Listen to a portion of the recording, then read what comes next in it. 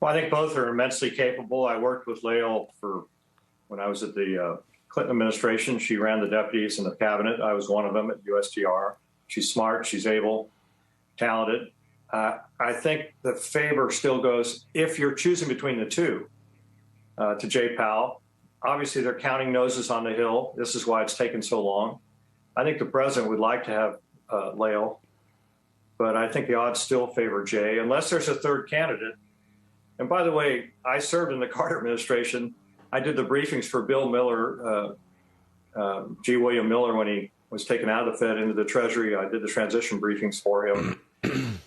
Bringing someone from the outside here is a low probability, although it's possible. But you don't want to be G. William Miller as inflation is taking off. So I think it does come down to the two. I think Powell has the favor of the Senate. He's got probably Tester and one or two others on his side. And the nose count continues. And I think that's why it's been delayed. I think the president, again, wants Brainerd. But I think I want to get to Steve in a second, but let me just speak to this. Knowing both of them and knowing what it's like in the room, how do you think they would be different? Well, it's pretty formulaic, the way the chair runs the meeting. It hasn't changed, pretty much going back to Alan Greenspan. But it's also a question of how well you can marshal the different governors who have a constant vote and then the bankers. Powell spent a lot of time when he was governor overseeing the banks and courting the different bank presidents and their boards. Lael has had the same job, so she's done some of that. But I think, again, difference in mannerism, they're both very capable people. But it would be much easier to go back into the slipstream. I do think this. If Powell is renamed, then I think he will be moving towards tightening sooner than Brainerd is likely to move. She will be a little bit beholden to those that sponsored her, Elizabeth Warren, the progressives. And I think she'd be a little bit more hesitant to tighten the screws in the light of the inflationary pressure we're feeling. Powell, I think Jay Powell would feel liberated and therefore would not hesitate perhaps as long. Right. That's how I see it. Steve, do you agree with that assessment? And throw in the news this morning that Christine Lagarde thinks that inflation is transitory and how that might impact whatever either of them could do.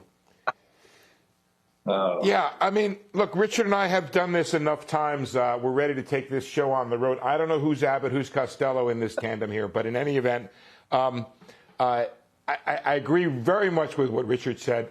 Pardon me.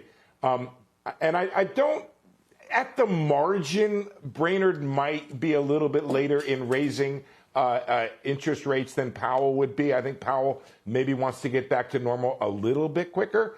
But if you look at what Brainerd said, she's really used the same words that Powell has used. No one should doubt our commitment to really fight inflation. She comes from the centrist Democratic wing of the party that I guess Richard even came from. So I don't think she's an MMTer in that regard. And I think that's one of the things that maybe makes the choice difficult for the president, which is that there's not that much difference. There's no slam dunk, the markets must have Powell or they're going to freak out. I'm not hearing that from market participants.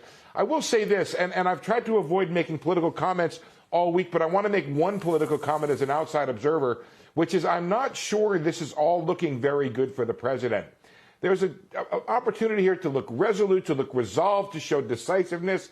And if you read the piece in Politico this morning about the idea that he's being very slow, very deliberate, can't quite make up his mind exactly who or what he wants here, I think he's missed an opportunity to show some decisiveness. Yeah. And Richard, I don't know if Abbott and Costello are the Smothers Brothers, but nonetheless, Steve and I agree on this. Richard, how much does that matter, though? This reading the tea leaves of taking the temperature that clearly seems to be going on behind the scenes to get there. As you said, it appears that he, I don't know if it's his heart is that he wants Lael Brainerd. This is according to some of the reporting, but his head is saying something else. Look, if you take, I think Steve's analysis is correct. There's not, in the president's view, probably not much difference between them. And therefore, if you take that assumption, he would like to give something to a Democrat. Lael is a Democrat. I don't like the fact that anybody at the central bank is identified by political party. I threw that stuff away. I've never gone back, because you're supposed to be, and you should be, apolitical. You do what's best for the economy, period. And you use an economic perspective and your sense of what is right. And I do believe both of those individuals would conduct themselves accordingly. But you've got to get them through Senate confirmation. That's the way it works. And right now, I'm sure they're testing whether or not they can give it to Brainerd.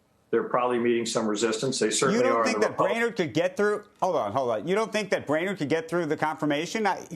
Don't you think clearly both of them could get through the confirmation? I mean, we're not talking about Omarova here.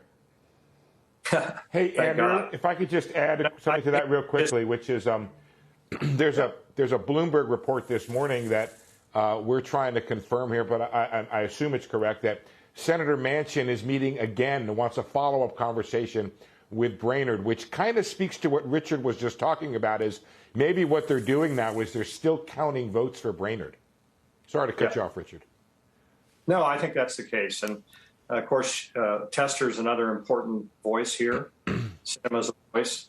And you don't want to have a failed confirmation hearing. I think it'd be very tighter, let's put it this way, it'd be tighter with Lael than it would be with Jay. And Jay has a lot of friends on both sides of the aisle. They know him. They worked with him for a long time.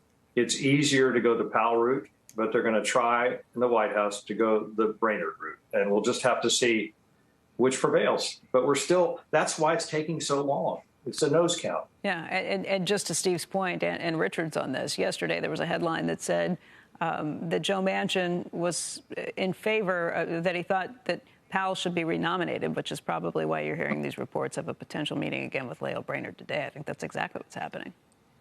Yeah, it's in the Wall Street Journal this morning about their meeting. So we'll see. I don't like this drama. It's unseemly for the Fed. I wish the president had made up his mind, moved quickly. The markets, as Steve said, though, however, I think are pretty restive. I mean, they're not worried about who's going to get it. We'll have to see. Again, if it's a contentious Senate confirmation, that would have some market impact.